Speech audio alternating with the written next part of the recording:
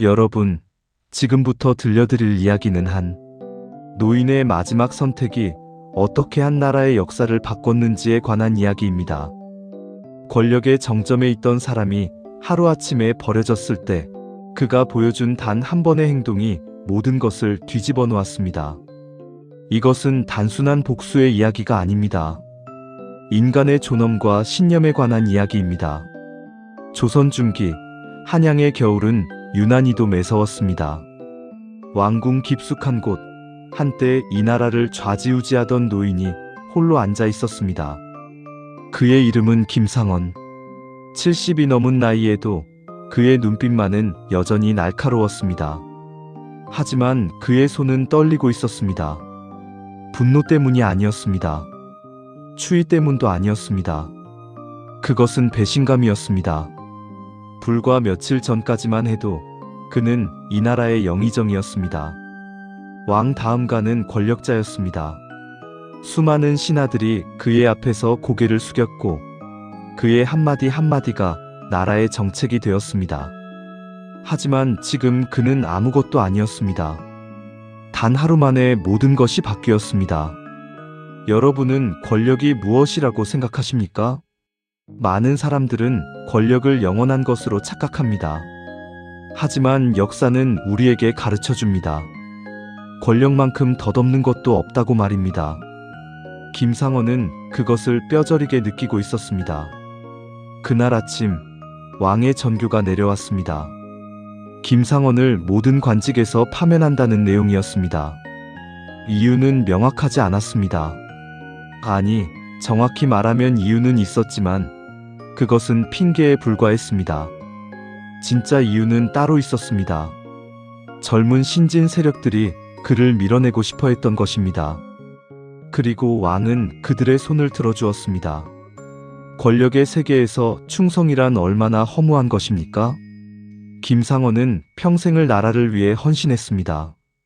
그는 청렴했고 강직했으며 나라의 이익을 위해서라면 왕에게도 직언을 서슴지 않았습니다. 하지만 바로 그것이 화근이었습니다. 권력자들은 자신에게 고개 숙이는 사람을 좋아하지 진실을 말하는 사람을 좋아하지 않습니다. 김상원이 관직에서 물러난 후 그를 찾는 사람은 아무도 없었습니다. 불과 며칠 전까지 그의 집 앞에는 방문객들로 북적였습니다. 선물을 들고 오는 사람, 청탁을 하러 오는 사람, 그저 인사를 하러 오는 사람들로 가득했습니다. 하지만 지금은 쥐 죽은 듯 조용했습니다. 그것이 세상의 이치였습니다. 권력이 있을 때는 모두가 친구였지만 권력이 사라지면 아무도 남지 않았습니다. 김상원의 아들들도 당황했습니다. 그들은 아버지의 권세 덕분에 좋은 자리를 얻었고 편안한 삶을 살고 있었습니다. 하지만 이제 그들의 미래도 불확실해졌습니다. 아들 중 하나가 아버지에게 말했습니다. 왕께 용서를 빌어보는 것이 어떻겠느냐고 말입니다. 고개를 숙이고 잘못을 인정하면 혹시 다시 기회가 올지도 모른다고 말입니다. 김상원은 고개를 저었습니다. 그의 목소리는 여전히 단호했습니다. 잘못한 것이 없는데 무엇을 용서받겠느냐고 말했습니다.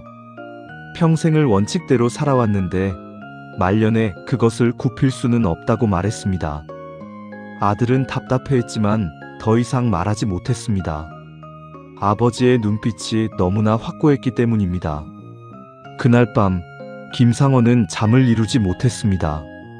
그의 머릿속에는 수많은 생각들이 스쳐 지나갔습니다.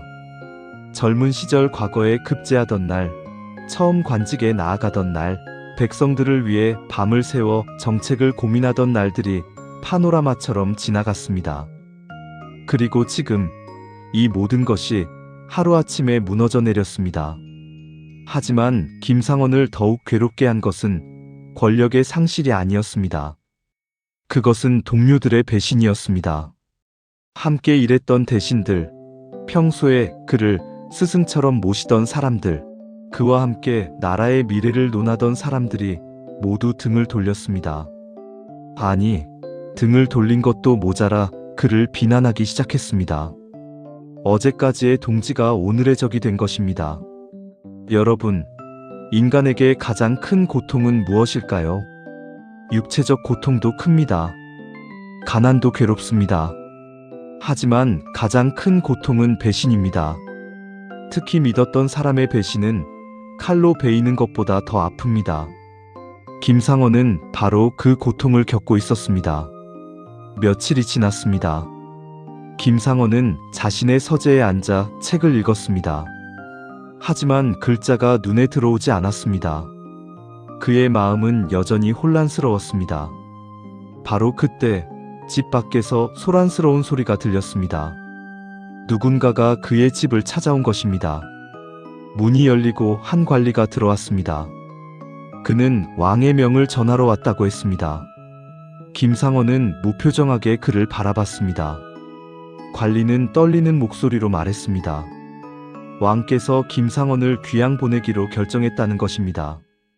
단순히 관직에서 물러나는 것이 아니라 먼 섬으로 유배를 보낸다는 것이었습니다.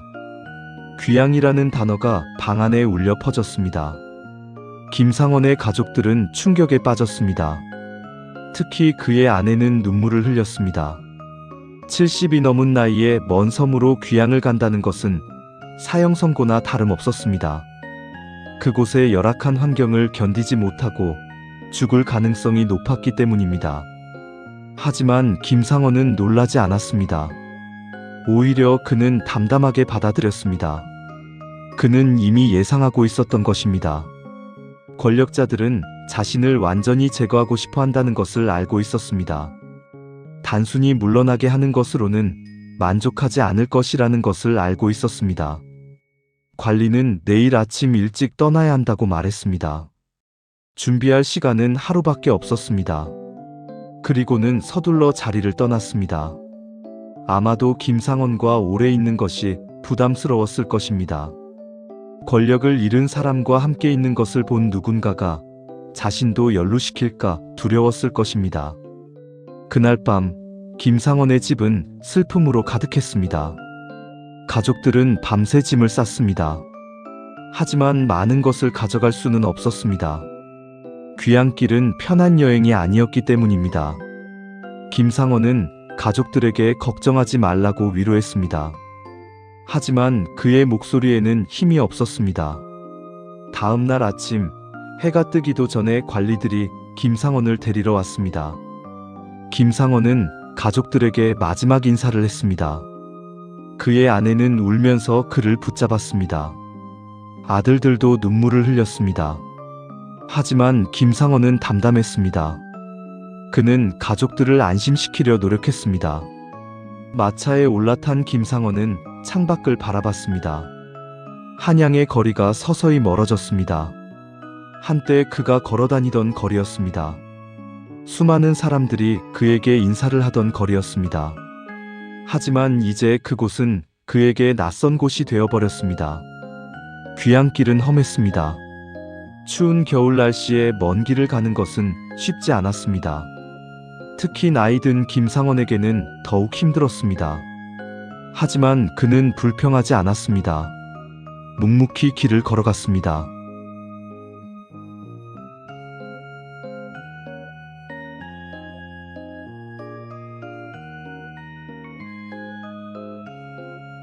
그는 이곳에서 자신의 남은 삶을 보낼 준비를 했습니다. 처음 며칠은 적응하기 힘들었습니다. 추위와 외로움이 그를 괴롭혔습니다. 하지만 김상원은 포기하지 않았습니다. 그는 매일 아침 일어나 몸을 씻고 책을 읽고 글을 썼습니다. 비록 권력은 잃었지만 그의 정신만큼은 꺾이지 않았습니다. 섬의 주민들은 처음에 김상원을 경계했습니다. 귀양 온 죄인이라고 생각했기 때문입니다. 하지만 시간이 지나면서 그들은 김상원의 진면목을 알게 되었습니다. 그는 겸손했고 친절했으며 섬 사람들을 존중했습니다. 글을 모르는 아이들에게 글을 가르쳐 주기도 했습니다. 한편 한양에서는 큰 변화가 일어나고 있었습니다. 김상원을 밀어낸 신진 세력들이 권력을 장악했습니다.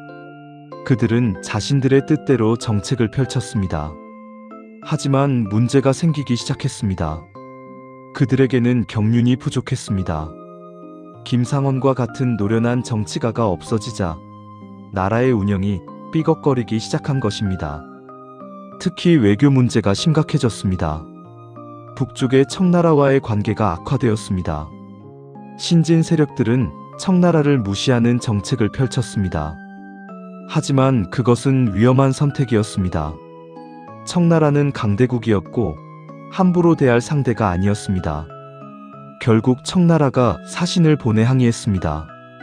조선의 무례한 태도를 바로잡으라고 요구했습니다. 신진 세력들은 당황했습니다. 그들은 어떻게 대응해야 할지 몰랐습니다. 왕도 고민에 빠졌습니다. 이대로 가다가는 전쟁이 일어날 수도 있었습니다. 조정회의가 열렸습니다. 대신들이 모여 대책을 논의했습니다. 하지만 의견이 분분했습니다. 어떤 사람은 청나라에 굽히지 말아야 한다고 주장했습니다. 또 어떤 사람은 현실을 인정하고 화해해야 한다고 주장했습니다. 논쟁은 밤늦게까지 계속되었지만 결론은 나지 않았습니다. 바로 그때 한 늙은 대신이 입을 열었습니다. 그는 조용히 말했습니다. 이런 중대한 문제는 경험 많은 이의 조언이 필요하다고 말입니다. 그리고 김상원의 이름을 꺼냈습니다. 방안이 조용해졌습니다. 모두가 김상원을 떠올렸습니다. 김상원은 외교에 능했습니다. 그는 젊은 시절 청나라의 사신으로 다녀온 적이 있었고 청나라의 사정을 잘 알고 있었습니다. 무엇보다 그는 원칙은 지키되 현실도 고려할 줄 아는 지혜로운 사람이었습니다. 지금 같은 상황에서 그의 조언이 절실했습니다. 하지만 문제가 있었습니다. 김상원은 귀양가 있었습니다. 그것도 먼 섬에 말입니다.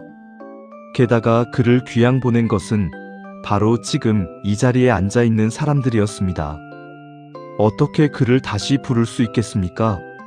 체면이 말이 아니었습니다. 왕도 고민에 빠졌습니다. 그는 김상원을 귀양 보낸 것을 후회하기 시작했습니다. 당시에는 신진 세력의 말이 옳다고 생각했습니다. 김상원이 너무 고집스럽고 융통성이 없다고 생각했습니다. 하지만 지금 생각해보니 그의 고집은 원칙이었고 그의 직언은 충정에서 나온 것이었습니다. 며칠이 지났습니다. 청나라의 압박은 계속되었습니다. 상황은 점점 더 악화되었습니다. 대신들은 여전히 갈팡질팡했습니다. 백성들 사이에서도 불안감이 퍼졌습니다.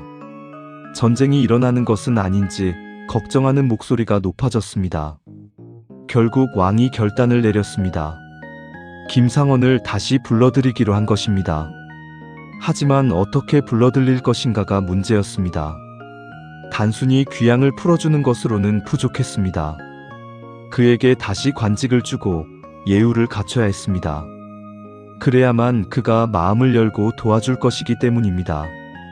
왕은 특사를 보냈습니다. 김상원이 있는 섬으로 직접 찾아가 왕의 뜻을 전하라고 명했습니다.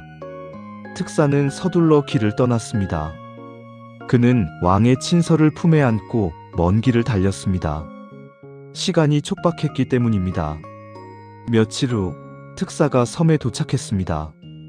그는 김상원의 초가집을 찾아갔습니다. 문을 두드렸지만 대답이 없었습니다. 다시 두드렸습니다.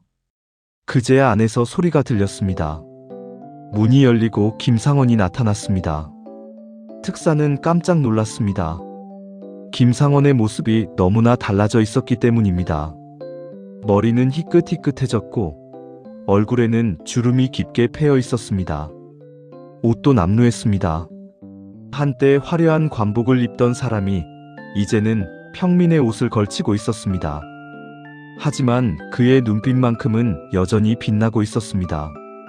특사는 무릎을 꿇고 왕의 친서를 전했습니다. 김상원은 친서를 받아 읽었습니다.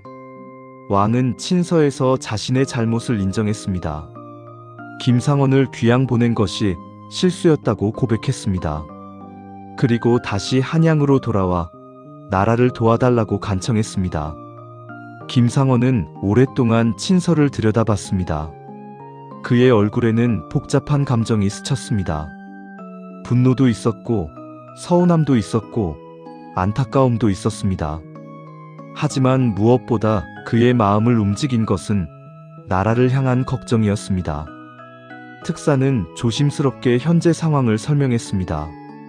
청나라와의 관계가 어떻게 악화되었는지, 대신들이 얼마나 혼란스러워하는지, 백성들이 얼마나 불안해하는지 상세히 이야기했습니다. 김상원은 묵묵히 듣고 있었습니다. 이야기를 다 듣고 나서 김상원은 한숨을 쉬었습니다. 그리고 말했습니다. 자신이 예상했던 일이라고 말입니다. 신진 세력들에게는 열정은 있지만 경륜이 부족하다는 것을 알고 있었다고 말입니다. 하지만 아무도 자신의 말을 듣지 않았다고 말입니다. 특사는 다시 한번 간청했습니다. 개인적인 감정은 접어두고 나라를 위해 돌아와 달라고 부탁했습니다. 김상원은 잠시 침묵했습니다. 그의 머릿속에서는 수많은 생각들이 교차했습니다. 과연 자신이 다시 돌아가야 하는가? 자신을 배신한 사람들을 다시 도와야 하는가? 하지만 결국 김상원은 결정을 내렸습니다. 그는 한양으로 돌아가기로 했습니다. 개인적인 원함보다 나라가 더 중요했기 때문입니다. 백성들이 고통받는 것을 그냥 지켜볼 수 없었기 때문입니다. 그것이 선비의 도리라고 생각했기 때문입니다. 특사는 기뻐했습니다. 그는 즉시 한양에 소식을 전했습니다. 왕도 기뻐했고 대신들도 안도했습니다. 며칠 후 김상원은 섬을 떠났습니다. 섬 사람들은 그를 배웅하러 나왔습니다. 짧은 기간이었지만 그들은 김상원을 존경하게 되었습니다. 한양으로 가는 길은 올 때보다 편했습니다. 왕이 특별히 마차를 보내주었기 때문입니다. 하지만 김상원의 마음은 편하지 않았습니다. 앞으로 무슨 일이 기다리고 있을지 알 수 없었기 때문입니다. 자신을 배신했던 사람들과 다시 함께 일해야 한다는 것이 쉽지 않았기 때문입니다. 며칠 후 김상원이 한양에 도착했습니다. 소식을 들은 많은 사람들이 그를 보러 나왔습니다. 그들 중에는 진심으로 반가워하는 사람도 있었고 체면 때문에 나온 사람도 있었습니다. 김상원은 그들을 하나하나 바라봤습니다. 누가 진심인지 누가 거짓인지 한눈에 알 수 있었습니다. 왕이 김상원을 아련하라고 명했습니다. 김상원은 왕 앞에 나아갔습니다. 왕은 그를 보자마자 미안하다고 말했습니다. 직접 사과하는 왕의 모습에 주변 신하들은 놀랐습니다. 왕이 신하에게 사과하는 것은 매우 이례적인 일이었기 때문입니다. 김상원은 왕 앞에 무릎을 꿇었습니다. 그리고 말했습니다. 자신은 왕을 원망하지 않는다고 말했습니다. 다만 나라를 걱정할 뿐이라고 말했습니다. 왕은 감동했습니다. 그리고 김상원에게 다시 영의정 자리를 제안했습니다. 하지만 김상원은 거절했습니다. 그는 영의정 자리는 원하지 않는다고 말했습니다. 대신 나라의 위기를 해결하는데 도움을 주고 싶다고 말했습니다. 관직이 중요한 것이 아니라 나라를 바로잡는 것이 중요하다고 말했습니다. 왕은 김상원의 뜻을 존중했습니다. 그리고 특별히 외교 문제를 담당하는 직책을 맡겼습니다. 김상원은 즉시 일에 착수했습니다. 그는 청나라와의 관계를 분석했습니다. 문제의 원인이 무엇인지, 어떻게 해결해야 하는지 철저히 연구했습니다. 며칠 후 김상원은 왕에게 보고서를 올렸습니다. 그 보고서에는 현재 상황에 대한 정확한 분석과 해결 방안이 담겨 있었습니다. 왕과 대신들은 보고서를 읽고 감탄했습니다. 역시 김상원이라는 생각이 들었습니다. 김상원의 제안은 간단했습니다. 청나라에 사과 사절을 보내되 우리의 원칙은 지키자는 것이었습니다. 형식적으로는 구피되 실질적으로는 우리의 이익을 보호하자는 것이었습니다. 그것이 작은 나라가 큰 나라와 지내는 지혜라고 설명했습니다. 대신들은 처음에 반발했습니다. 특히 신진 세력들은 청나라에 굽힐 수 없다고 주장했습니다. 하지만 김상원은 차분하게 설득했습니다. 원칙도 중요하지만 백성의 안위는 더 중요하다고 말했습니다. 전쟁이 일어나면 고통받는 것은 백성이라고 말했습니다. 결국 왕이 김상원의 제안을 받아들였습니다. 청나라에 사절단을 보내기로 결정했습니다.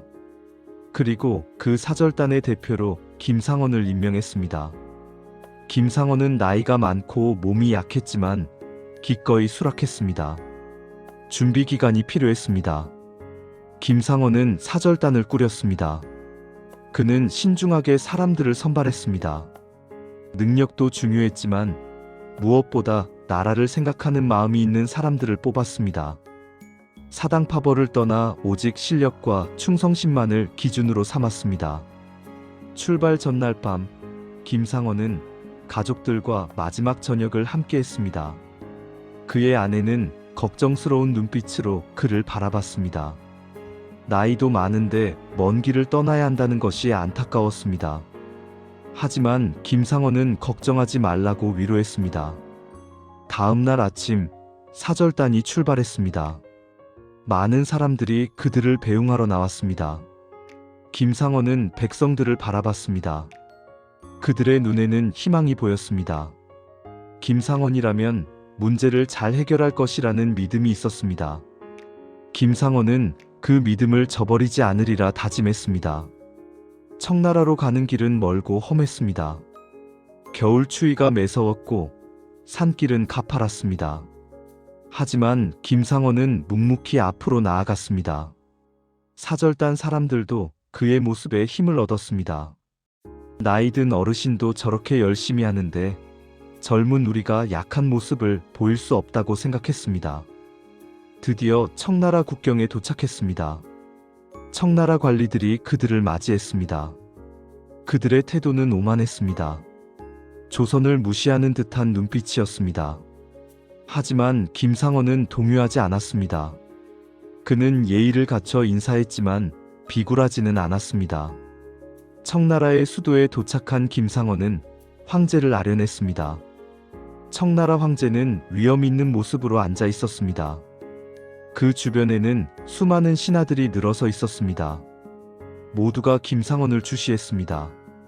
조선에서 온 늙은 사신이 어떻게 나올지 궁금해했습니다. 김상원은 황제 앞에 나아가 절을 올렸습니다. 그리고 조선왕의 친서를 전했습니다. 친서에는 그동안의 오해를 풀고 다시 좋은 관계를 맺고 싶다는 내용이 담겨 있었습니다. 청나라 황제는 친서를 읽었습니다. 그리고 김상원에게 물었습니다. 조선의 진심이냐고 물었습니다. 김상원은 대답했습니다. 조선은 항상 예의를 중시하는 나라라고 말했습니다. 다만 오해가 있었을 뿐이라고 설명했습니다. 그리고 앞으로는 더욱 좋은 관계를 유지하고 싶다고 말했습니다. 그의 목소리는 당당했지만 동시에 진심이 담겨 있었습니다. 황제는 김상원을 유심히 바라봤습니다. 그는 많은 사신들을 만나봤지만 김상원 같은 사람은 처음이었습니다. 나이는 많지만 기계가 꺾이지 않았고 예의는 갖췄지만 비굴하지 않았습니다. 황제는 김상원에게 호감을 느꼈습니다. 며칠 동안 협상이 이어졌습니다. 김상원은 청나라 신하들과 만나 세부적인 사항들을 조율했습니다. 때로는 밤늦게까지 논의가 계속되었습니다. 김상원은 지치지 않고 최선을 다했습니다. 그는 조선의 이익을 지키면서도 청나라의 체면도 세워주는 방법을 찾았습니다. 결국 합의에 도달했습니다. 양국은 다시 우호적인 관계를 회복하기로 했습니다. 조선은 청나라의 예를 갖추기로 했고 청나라는 조선의 자주성을 인정하기로 했습니다. 서로 윈윈하는 결과였습니다. 청나라 황제도 만족했고 김상원도 안도했습니다. 황제는 김상원을 특별히 불러 칭찬했습니다. 그리고 귀한 선물을 하사했습니다. 김상원은 감사의 인사를 올렸습니다. 임무를 성공적으로 마친 것입니다. 이제 조선으로 돌아갈 차례였습니다. 돌아오는 길에 김상원은 깊은 생각에 잠겼습니다. 이번 일을 통해 많은 것을 느꼈습니다. 개인의 영광보다 나라가 중요하다는 것, 원칙도 중요하지만 유연함도 필요하다는 것, 그리고 진심은 결국 통한다는 것을 다시 한번 깨달았습니다. 한양에 돌아온 김상원을 백성들이 환영했습니다. 왕도 기뻐하며 그를 맞이했습니다. 대신들도 고개를 숙였습니다. 그들은 이제 김상원의 진가를 알았습니다. 그가 얼마나 훌륭한 인물인지, 나라에 얼마나 필요한 사람인지 깨달았습니다. 특히 그를 배신했던 신진 세력들은 부끄러워했습니다. 그들은 김상원 앞에서 고개를 들 수 없었습니다. 자신들의 어리석음이 부끄러웠습니다. 개인적인 야심 때문에 나라에 충성하는 사람을 내쫓았다는 것이 죄스러웠습니다. 하지만 김상원은 그들을 질책하지 않았습니다. 오히려 따뜻하게 대했습니다. 과거는 과거일 뿐이라고 말했습니다. 중요한 것은 앞으로 함께 나라를 위해 일하는 것이라고 말했습니다. 그의 너그러움에 많은 사람들이 감동했습니다. 왕은 다시 한번 김상원에게 영의정 자리를 제안했습니다. 하지만 김상원은 또 거절했습니다. 그는 이제 나이가 많아 큰 직책을 맡기에는 힘들다고 말했습니다. 대신 젊은 사람들을 도와주는 역할을 하고 싶다고 말했습니다. 왕은 김상원의 뜻을 존중했습니다. 그리고 그에게 원로 대신이라는 특별한 지위를 주었습니다. 공식적인 직책은 아니지만 중요한 일이 있을 때마다 자문을 구할 수 있는 위치였습니다. 김상원은 기꺼이 받아들였습니다. 그 후 몇 년 동안 김상원은 조용히 살았습니다. 하지만 그의 영향력은 여전했습니다. 젊은 관료들이 찾아와 가르침을 청했고, 왕도 중요한 결정을 내릴 때마다 그의 의견을 물었습니다. 김상원은 자신의 경험과 지혜를 아낌없이 나눠주었습니다. 어느 봄날, 김상원은 정원을 거닐다가 꽃나무 아래에 앉았습니다. 따뜻한 햇살이 그를 감쌌습니다. 그는 지난 삶을 되돌아봤습니다. 영광도 있었고 고난도 있었습니다. 배신도 당했고 버림도 받았습니다. 하지만 결국 그는 자신의 길을 걸었습니다. 그가 깨달은 것은 간단했습니다. 권력은 영원하지 않지만 신념은 영원하다는 것이었습니다. 사람들의 평가는 바뀔 수 있지만 올바른 길을 걷는 것은 변하지 않는다는 것이었습니다. 그리고 개인의 영달보다 나라와 백성을 생각하는 것이 진정한 선비의 길이라는 것이었습니다. 김상원의 이야기는 그렇게 끝이 났습니다. 하지만 그가 남긴 교훈은 계속되었습니다. 후대 사람들은 김상원을 존경했습니다. 그를 롤모델로 삼았습니다. 권력 앞에서도 굽히지 않는 기계, 배신을 당해도 원망하지 않는 너그러움, 개인보다 나라를 먼저 생각하는 충정을 배우려 했습니다. 세월이 흘러 김상원은 세상을 떠났습니다. 많은 사람들이 그의 죽음을 애도했습니다. 왕은 그에게 높은 시호를 내렸습니다. 백성들은 그를 기억했습니다. 그의 묘 앞에는 언제나 꽃이 놓여 있었습니다. 오늘날 우리는 김상원의 이야기에서 무엇을 배울 수 있을까요? 그것은 진정한 가치는 권력이나 명예가 아니라 올바름과 신념에 있다는 것입니다. 버려졌을 때조차 원칙을 지키고 배신을 당했을 때도 나라를 먼저 생각한 그의 모습은 우리에게 깊은 울림을 줍니다.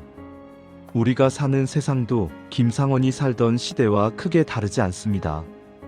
여전히 권력은 사람을 유혹하고 배신은 일어나며 원칙과 현실 사이에서 갈등합니다. 하지만 중요한 것은 그런 상황에서 우리가 어떤 선택을 하느냐는 것입니다. 김상원은 가장 힘든 순간에도 자신의 신념을 지켰습니다. 그는 복수를 선택할 수도 있었습니다. 자신을 배신한 사람들을 외면할 수도 있었습니다. 하지만 그는 더 큰 것을 선택했습니다. 나라와 백성을 선택했습니다. 그것이 그를 위대하게 만든 이유입니다. 여러분, 기억하십시오. 진정한 승리는 권력을 얻는 것이 아닙니다. 진정한 승리는 올바른 길을 걷는 것입니다. 버려진 노인이 단 한 번의 행동으로 모든 대신들의 고개를 숙이게 만든 것은 그가 권력이 있어서가 아니었습니다. 그가 옳은 사람이었기 때문입니다. 김상원의 이야기는 수백 년이 지난 지금도 우리에게 말합니다. 어려움 앞에서 포기하지 말라고, 배신 앞에서도 너그러워지라고, 그리고 무엇보다 자신의 신념을 지키라고 말입니다. 그것이 바로 한 사람을 불멸하게 만드는 힘입니다. 오늘 이 이야기를 들으신 여러분도 각자의 삶에서 김상원과 같은 순간을 만날 것입니다. 버려지는 순간, 배신당하는 순간, 선택의 기로에 서는 순간이 올 것입니다. 그때 김상원을 떠올려 보십시오. 그가 어떤 선택을 했는지, 그 선택이 어떤 결과를 가져왔는지 생각해 보십시오. 역사는 권력자의 기록이 아닙니다. 역사는 옳은 사람의 기록입니다. 김상원은 권력을 잃었지만 역사에 남았습니다. 그를 배신한 사람들은 권력을 얻었지만 이름조차 기억되지 않습니다. 이것이 역사가 우리에게 주는 교훈입니다. 지금 이 순간에도 어디선가 누군가는 어려운 선택 앞에 서 있을 것입니다. 원칙을 지킬 것인가? 아니면 타협할 것인가? 나를 배신한 사람을 용서할 것인가? 아니면 복수할 것인가? 개인의 이익을 추구할 것인가? 아니면 더 큰 선을 선택할 것인가? 김상원의 답은 명확했습니다. 그는 원칙을 지켰고 용서했으며 더 큰 선을 선택했습니다. 그리고 그 선택이 그를 영원하게 만들었습니다. 버려진 노인의 한 행동이 모든 대신들의 고개를 숙이게 만든 것은 바로 그 선택의 힘이었습니다. 여러분, 이것이 바로 김상원의 이야기입니다. 권력을 잃고 버림받고 배신당했지만 결국 가장 높은 곳에 오른 한 사람의 이야기입니다. 그의 이야기가 여러분의 삶에 작은 울림이라도 주었기를 바랍니다. 그리고 여러분도 각자의 자리에서 김상원처럼 올바른 선택을 하는 사람이 되기를 바랍니다. 지금까지 버려진 노인의 한 행동에 대신들이 고개를 숙인 이야기를 들려드렸습니다. 감사합니다.